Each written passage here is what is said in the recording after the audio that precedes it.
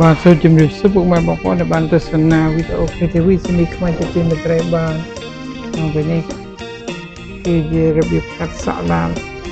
បើបងប្អូនស្រឡាញ់ពេញចិត្តជំនាញខាងសក់សូមទស្សនាដូចតទៅបាទ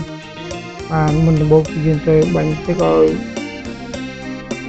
ទឹកសក់របស់ហាសែមសក់សិនបាទដើម្បីចែកពីភ្លីសក់ដើម្បីយើងស្រួលកាត់បាទកាត់ហើយយើងៀបសក់ៀបហើយ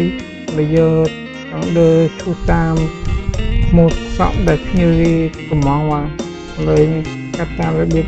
ភ្ញៀវកំងបាទគេឲ្យកាត់តែពីខាងទេបាទទុកខាងក្រោយទេបាទឥឡូវសូមទស្សនាដូចតទៅបាទការរបៀបកាត់បាទឥឡូវសូមទស្សនា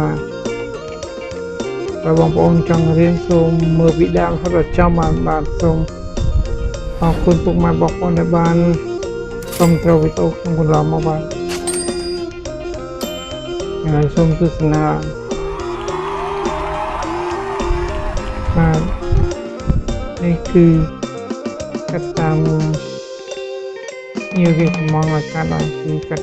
hàng tục cái rồi kìa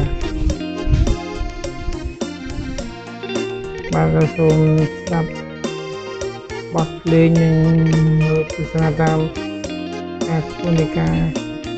từ cắt sắp đi bà ra xuống từ xa được cho tới bạn